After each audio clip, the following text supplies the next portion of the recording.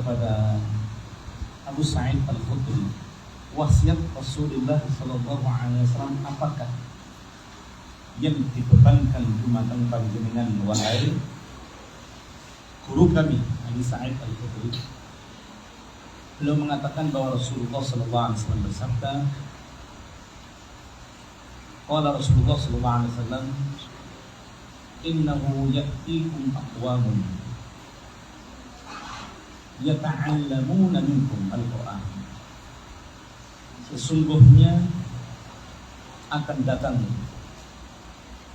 beberapa kaum, mereka datang kepada kalian untuk belajar Al-Qur'anul Karim kepada kalian.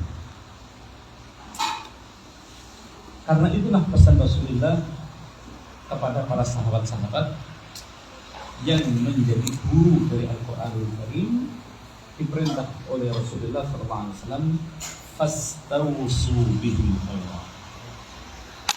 Sampaikanlah kata wasiat kepada mereka dengan wasiat yang baik. Wasiat baik adalah kata wasiat yang menjadikan sebab manfaatnya ilmu yang mereka pelajari bersama dengan kalian. Makanya dalam hadis ini Rasulullah SAW mengingatkan kita bahwa yata'allamuna minkum. Beliau menggunakan kata minkum, yang berarti mereka akan belajar kepada kalian. Nah, seperti itulah memang Al-Qur'anul Karim harus belajar dari orangnya, bukan dari lembaganya, bukan dari yayasannya, bukan dari kemewahan bangunannya, tapi belajar Al-Qur'anul Karim itu harus dilihat gurunya. Siapakah guru yang akan membimbing saya? Siapakah guru Al-Qur'anul Karim yang akan membimbing anak-anak saya? Hal ini disebabkan karena Al-Qur'anul Karim sebagai kalamullah ini tidak sama dengan ilmu-ilmu pada umumnya. Kalau ilmu-ilmu pada umumnya bisa didapatkan ilmu-ilmu itu dengan istilahnya sinau dewe, ya, sinau sendiri. Tapi tidak berlaku pada Al-Qur'anul Karim. Kalau Al-Qur'anul Karim adalah haknya diambil dari sumber, yaitu dari seorang guru. Karena itulah Allah Subhanahu wa Ta'ala menurunkan Al-Qur'anul Karim bersamaan dengan diturunkannya seorang guru, yaitu malaikat Jibril. Dan malaikat Jibril alaihissalam saat diturunkan oleh Allah Subhanahu wa Ta'ala kepada Rasulullah bersamaan dengan Al-Qur'anul Karim yang dibawa, itu malaikat Jibril tidak pernah dalam bentuk aslinya, tidak dalam bentuk aslinya sebagai malaikat yang mempunyai 600 sayap, ya. Tapi Allah Subhanahu wa Ta'ala jelmakan malaikat Jibril itu sebagai yatanaffal basyaran sawiyah. Beliau merupakan dirinya sebagai basyar, manusia yang seutuhnya, sawiyah, sempurna. Tujuannya untuk apa? Agar seorang guru ini mampu membimbing, menjadikan nyaman seorang yang belajar Al-Qur'an. Karena itulah tidak sah menghafalkan Al-Qur'anul Karim kecuali harus melalui perantara seorang guru. Guru tentunya seperti yang disepakati oleh para ulama, bahwa guru Al-Qur'anul Karim harus yang bersanad hingga Rasulullah Sallallahu Alaihi Wasallam. Karena itulah Abdullah bin Al-Mubarak mengambil kesimpulan, as-sanadu minad din. Sanad itu bagian penting dari utuhnya dan keautentikannya agama. Agama Islam menjadi utuh, terjaga sejak diturunkannya Al-Quran hingga saat ini terjaga. Penyebabnya karena apa? Karena as-sanad. Karena ada sanad, yaitu sandaran seorang penghafal Al-Quran, bacaannya pada guru, guru pada guru, guru pada guru sampai kepada Allah Subhanahu wa Ta'ala. Makanya sanadnya penghafal Al-Quran itu sambung sampai kepada Rasulullah SAW, dari guru, dari guru, dari guru hingga Rasulullah, hingga malaikat Jibril, hingga Allah Subhanahu wa Ta'ala. Makanya targetnya santri kita di Ma'had Ibnu Adi di sini adalah ngajinya dengan guru, ya. Guru yang bersanad sampai kepada Rasulullah SAW. Bahkan kita punya beberapa program sanad, yaitu sanad yang pertama riwayat hafaz, ya. Riwayat hafaz itu adalah riwayat bacaan seperti yang kita baca biasanya. Yang kedua adalah kita pengambilan sanad ifrad qiraat asyarah. Yang ketiga adalah sanad jamak qiraat asyarah. Jamak qiraat asyarah itu berarti terhimpun dari 20 riwayat. Riwayat hafaz kita satu di antara 20 riwayat dari 10 imam. Itulah yang ada dalam program takfir Ma'had kita. Semuanya itu tentunya harus kita lakukan dalam rangka penghambaan diri kita, yaitu yang disebut dengan ibadah kita atas dasar ikhlas karena Allah Subhanahu wa Ta'ala. Karena hanya dengan modal ikhlaslah dalam menghafalkan Al-Qur'anul Karim ini, maka syaitan tidak akan mampu menyentuh kita. Artinya syaitan itu tidak akan mampu menggagalkan kalian dalam menghafalkan Al-Quran jika kita selalu mengedepankan segala urusan kita semata-mata ikhlas karena Allah Subhanahu wa Ta'ala. Sebagaimana pengakuan iblis di saat iblis bersumpah di hadapan Allah Subhanahu wa Ta'ala, la uzayyinanna lahum fil ardh wa la ughwiyannahum ajma'in. Ya Allah, sungguh aku akan memoles dan memperindah segala apa yang engkau haramkan di muka bumi ini, sehingga tampak indah dipandang oleh setiap orang yang memandangnya. Dan sungguh aku akan menyesatkan mereka semuanya, tak sesat kabeh. Jadi anak keturunannya Nabi Adam, manusia itu targetnya iblis adalah mau disesatkan semuanya. Baru iblis ngakoni illa ibadaka minhumul mukhlasin, kecuali hamba-hamba panjenengan yang ikhlas dalam beramal, ya Allah. Sesungguhnya aku iblis tidaklah mampu menggodanya, tidaklah mampu menyesatkannya, dan tidaklah mampu untuk menipu mereka. Makanya target utamanya harus ikhlas. Apa arti ikhlas? Yaitu memurnikan amal ibadah kita khusus semata-mata mencari ridho Allah Subhanahu wa Ta'ala. Yang dicari hanya ridho Allah, bukan dunia, ya. Kalau yang kalian cari adalah dunia melalui jembatan hafalan Al-Quran, itu biasa kandas setengah jalan. Sebagaimana banyak para penghafal Al-Quran itu oleh orang tuanya targetnya supaya nanti sekolah di jenjang berikutnya dapat ijazah, dapat kuliah beasiswa, dapat dan seterusnya, dapat beasiswa, dapat standar dan seterusnya. Rata-rata apa? Karena targetnya dunia, tidak ikhlas semata-mata karena menjaga agama Allah Subhanahu wa Ta'ala melalui Al-Quran. Biasanya sing jawab hanya beberapa juz kemudian ditinggalkan. Hafal beberapa juz kemudian ditinggalkan. Sing penting oleh ijazah, sanad pengakuan hafalan supaya mudah melanjutkan jenjang beasiswa dan seterusnya. Itu yang dijadikan target utama kebaikan itu adalah apa? Dunia. Dan orang yang menginginkan dunia meskipun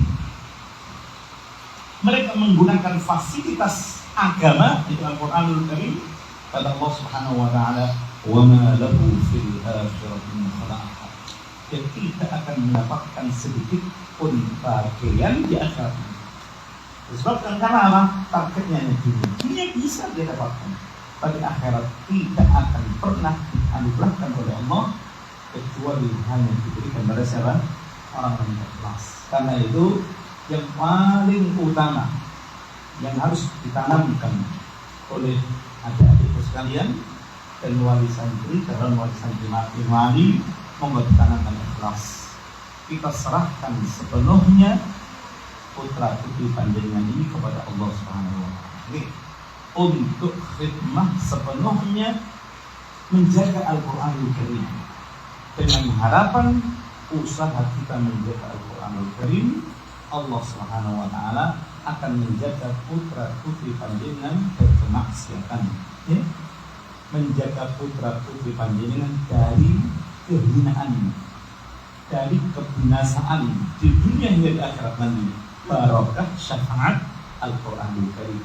Jika itu yang tertanam dalam hati kita, maka pastikan Allah Subhanahu wa taala memberikan jaminan dalam sebuah ungkapan yang disampaikan oleh Rasulullah sallallahu alaihi wasallam, mengqara al-Qur'an, barang siapa yang hafal Al-Qur'an wa amila bima fihi, dan mengamalkan isi kandungannya semata-mata karena Allah, albasallahu walidayhi tajan yaumal qiyamah, maka Allah akan memberikan hadiah mahkota kehormatan, mahkota kebesaran, dan mahkota sebagai tanda tingginya derajat untuk kedua orang tua kalian pada hari kiamat nanti. Mereka enggak hafal Quran tapi dihukumi sebagai penghafal Quran. Karena apa? Menjadi fasilitas utama yang mengantarkan kalian menjadi penghafal Al-Quran dan sukses. Makanya Ustaz berharap kepada Allah Subhanahu wa taala agar kalian semuanya ini sukses dalam menghafalkan Al-Quran.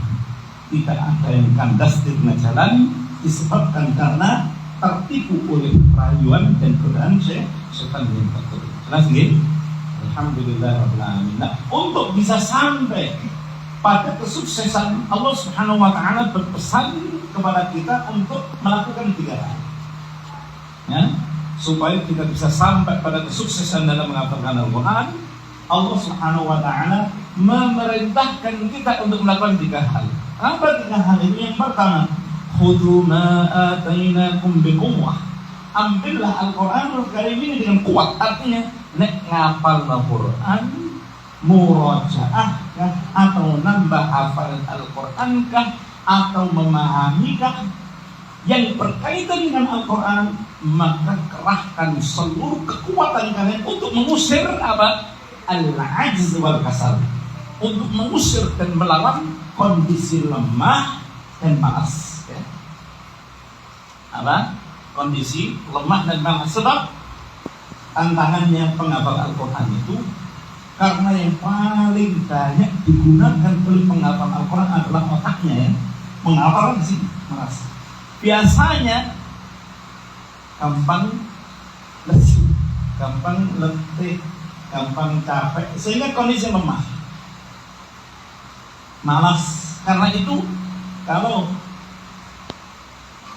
kita mengikuti secara normal, ya, tidak ada tambahan kekuatan roh dari Allah Subhanahu wa taala, orang menghafalkan kalau terus menerus itu otomatis akan loyo, ngantukan namanya. Makanya ada di antara santri itu kalau dia menuruti rasa ngantuknya, nurusi rasa malasnya, dia pasti ngantukan. Nggak ngantukan, rekaman sakit, amal sakit ini, sakit itu, pokoknya dibikin lemah oleh iblis, oleh setan. Nah, caranya untuk menghadapi al-ajz, kondisi lemah dan malas itu harus dilawan dengan seluruh kekuatan kita, ya. lagi malas langsung dilawan. Caranya bagaimana? Harus bangkit. Bangkit itu apa? Harus berdiri dengan menghentakkan kaki sebagaimana petunjuk Allah Subhanahu wa taala yang disampaikan kepada Nabi Ayyub alaihissalam. Saat Nabi Ayyub alaihissalam dalam kondisi lemah, tidak berdaya karena penyakit yang bertahun-tahun menggerogoti tubuhnya, sehingga beliau tidak mampu bangkit untuk menghafalkan kalam Allah, untuk murojaah, untuk beribadah dan seterusnya. Karena itu beliau sambat-sambat kepada Allah, Anni massani syaitanu binusbin. Ya Allah, sesungguhnya syaitan telah menyakitiku yang menyebabkan kondisiku amat sangat payah, lemah dan tersiksa karenanya. Kemudian apa kata Allah Subhanahu wa taala? Urqud birijli. Hentakkan kakimu, angkat bangun. Artinya apa? Lawan dengan sisa-sisa kekuatan yang ada dalam dirimu. Berarti apa? Kuncinya harus melawan. Gak boleh malas. Gak boleh malas. Dan gak boleh lemah. Karena itu apapun yang menjadikan sebab lemahnya kita, kondisi lemah, apapun yang menyebabkan kondisi kita malas, maka harus disingkirkan dan harus dilawan, ya. Jelas? Karena kalian nanti ya, kalau menghafalkan Al-Quran sedikit kan. Pertama satu halaman, pertama dari satu ayat, dua ayat, terus semakin banyak hafalan kalian nanti, maka semakin besar kekuatan atau energi yang harus kalian gunakan supaya bisa menuntaskan murojaah semua hafalan. Ini ada apa mbak kalian, mas-mas yang sudah hatam tahun ini, ada pindah sekarang sunnah kita yang mau wisuda ini, ada 57 yang wisuda ini tahun ini. Mereka demi sedikit kekuatan gerakan sedikit, semakin tambah nikmat Allah hafalannya, kekuatan itu semakin digerakkan. Kekuatan dalam bentuk apa? Mampu membaca Al-Quran setiap hari, satu harinya 15 juz sekali duduk. Setelah sampai 5 kali, berarti 2 kali khatam, mereka mampu untuk menghatamkan Al-Quran sekali duduk. Artinya nyambung terus, sehingga kekuatan itu benar-benar dibutuhkan untuk mendukung kesuksesan mereka dalam murojaah. Dan itu akan kalian miliki nanti, tapi perlahan-lahan ya, bertahap lagi. Seperti itu, seiring dengan hafalan yang kita miliki, di situ yang dibutuhkan kekuatan, gitu ya. Makanya harus dilawan dengan apa? Kekuatan segala kondisi lemah dan apa? Malas. Mengapa? Karena malas dan lemah itu adalah bagian dari perangkap setan yang akan menjerumuskan kita dalam kegagalan. Makanya beliau Nabi Ayyub alaihissalam menggunakan kata apa? Inni massani syaitan. Sesungguhnya aku telah dijahati oleh setan. Allah menjawab lawan dengan kekuatan, ya. Lawan dengan kekuatan. Caranya harus bangkit. Makanya sebaik-baik cara untuk melawan rasa malas, pertama kali harus bangkit. Sebagaimana Allah Subhanahu wa taala menyebutkan orang-orang yang berakal cerdas, berakal sehat itu adalah mereka ulul albab alladzina yadhkurunallaha qiyaman, yaitu mereka yang berzikir kepada Allah dalam keadaan berdiri. Jangan bis malas, lagi lemes, aku tak deres ambek layah-layah, yo kebelabelasan tuh. Mestinya harus untuk malas langsung bangkit, deresnya dengan berdiri itu. Makanya anak-anak santri kita dibiasakan nek ngantuk bukan disuruh tidur, karena terlatih atau dilatih untuk menjadi orang yang kuat bisa melawan. Caranya apa? Baru bangun, deresnya dengan berdiri. Bahasanya orang tua kita dulu, ya, untuk fokus konsentrasi biasanya di pares, tapi kita nggak menggunakan istilah pares, disuruh ngaji di ini. Kecuali kalau ngantuknya memang waktunya tidur baru tidur ya. Tapi kalau waktunya belajar, itu cara antara lain yang harus dilakukan oleh setiap penghafal Al-Qur'anul Karim, yaitu melakukan perlawanan terhadap siapa? Iblis atau syaitan. Yang kedua, senjata yang harus kita gunakan dalam menghadapi segala rintangan agar kita bisa sukses dalam menghafalkan Al-Quran adalah dengan wadhkuru ma fi, dengan mengingat-ingat segala apa yang ada dalam Al-Quranul Karim. Artinya mengingat-ingat itu adalah jangan sampai terlupakan ya. Mengingat-ingat ayat Al-Quranul Karim supaya kita menjadi ingat, maka dibutuhkan konsentrasi penuh saat kita membaca Al-Quranul Karim dengan cara membayangkan ayat-ayat yang kita baca seperti kita melihat mushaf di depan mata kita. Okay.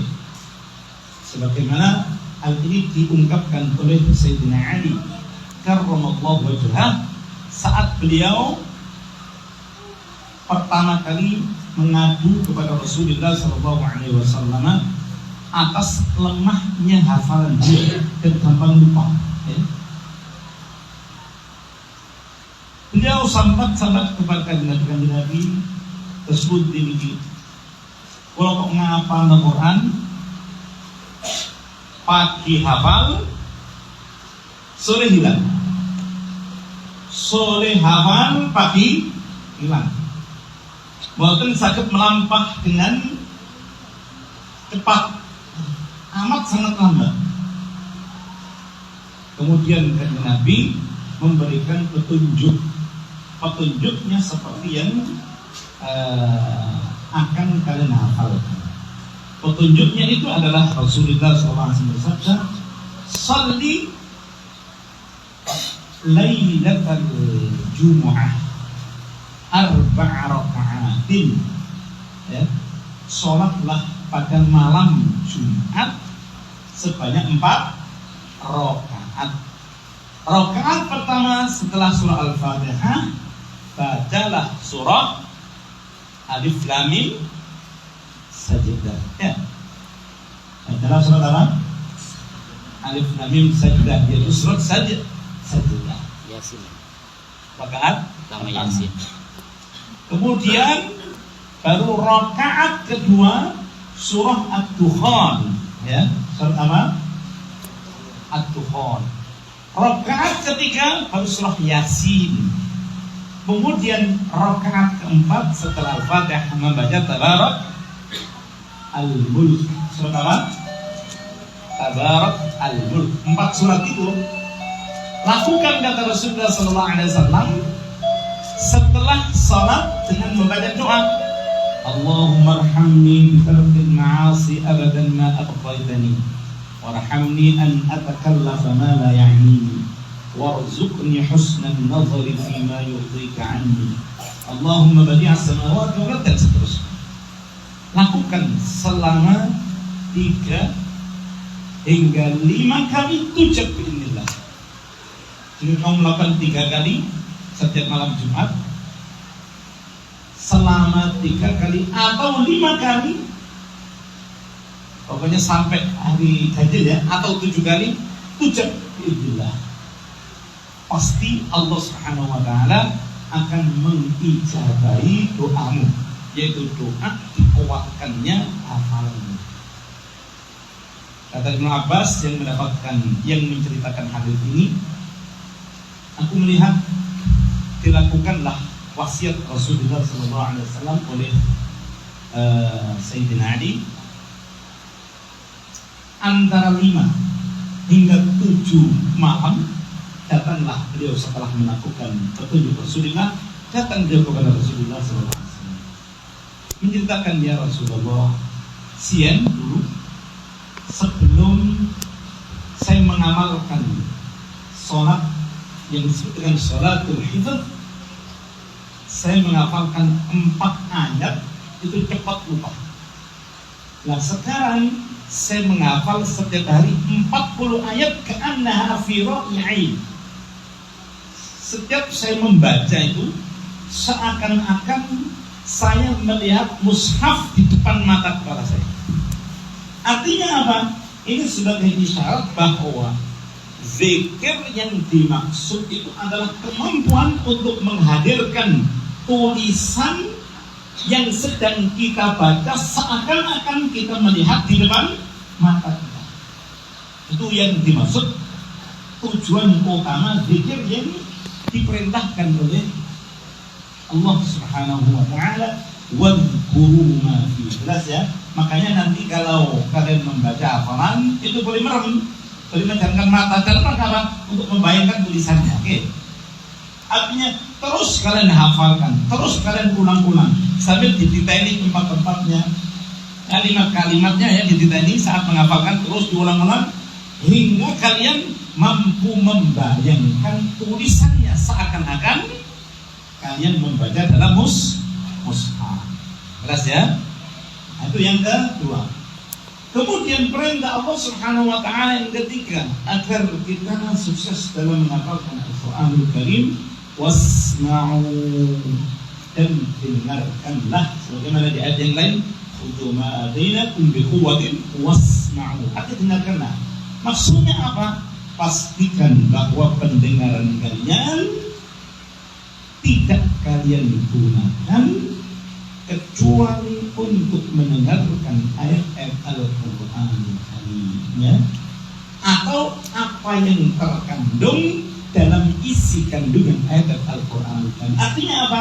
Jangan digunakan pendengaran ini untuk mendengarkan suara-suara lagu-lagu yang di dalamnya mengandung unsur kemaksiatan yang dapat menjauhkan kalian dari Al-Qur'an. Karena itulah Allah Subhanahu wa taala menggunakan kata pendengaran itu selalu dengan mufrad. Seperti firman Allah Subhanahu wa taala, wa ja'ala lakumus sam', itu mufrad satu, wal absar, dan penglihatan, wal afidah, dan hati. Semuanya dengan jamak, al-absar jamak, wal afidah, dan hati. Sebagai isyarat dari Allah Subhanahu wa taala bahwa Al-Qur'anul Karim saat kalian dengarkan nggak boleh dicampur-campur dengan suara lain. Harus fokus gitu ya. Harus fokus lah. Fokusnya orang mendengarkan Al-Qur'anul Karim itu ada jaminan langsung dari Allah Subhanahu wa taala di akhir surah Al-A'raf, wa idza quri'a al-Qur'anu fastami'u lahu wa ansitu la'allakum turhamun. Apabila Al-Qur'an dibaca, maksudnya dibaca di sini, apakah kita sendiri yang membaca atau orang lain yang membacakan Al-Qur'anul Karim, maka dengarkanlah. Dan ini sebagai isyarat pula dari Allah Subhanahu wa taala bahwa Al-Qur'anul Karim belum masuk dalam kategori dibaca hingga pendengarannya mampu mendengarkan Al-Qur'anul Karim. Harus bersuara meskipun dengan suara lirih. Makanya para ulama mengatakan bahwa sholat seseorang itu tidak sah jika tidak membaca Fatihatul Kitab, membaca surah Al-Fatihah.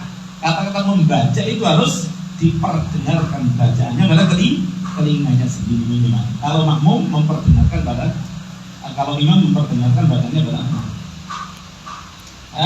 Jelas nih. Makanya harus dibiasakan. Makanya santri-santri kita diperkenankan mungkin mereka membawa apa? MP3 ya? MP3 tapi khusus untuk murattal, bukan untuk lagu-lagu ya. Bukan untuk apa? Selawatan. Tidak, fokus untuk Al-Qur'an Al-Karim. Kalau selawatan dan cara yang lain. Kalau MP3 biar fokus untuk Al-Qur'an Al-Karim. Jelas ya? Biasakan ya, nanti di rumah dengarkan kaset murattal siapa gitu ya, kaset murattal siapa selama di rumah didengarkan, kemudian diulang-ulang ya, Caranya seperti itu, insya Allah kemudahan dalam menghafal akan kalian dapatkan dengan izin Allah Subhanahu wa Ta'ala. Jelas ya? Penuh semangat ya. Ini sudah semangat semuanya ya nih. Alhamdulillahirrahmanirrahim. Mudah-mudahan semangat kalian menjadi sebab Allah Subhanahu wa Ta'ala turunkan pertolongannya dengan diturunkannya roh muat yang akan mengantarkan kalian pada kesuksesan insyaallah. Amin ya rabbal alamin. Baik, ini yang bisa kami sampaikan, mudah-mudahan bermanfaat. Sebagaimana tadi kita sampaikan bahwa yang akan kalian setorkan nanti di pemuji 1, 2, 3, baik yang putra sendiri, putri sendiri, itu adalah 4 surat tadi ya. 4 surat, tidak semua, tapi cukup berapa ya? Masing-masing 3 ya. Nah, ini kalau mau lebih, ya tentunya lebih bagus. Kan ini hanya ingin melihat saja kan, melihat ta'aruf tadi ya, ingin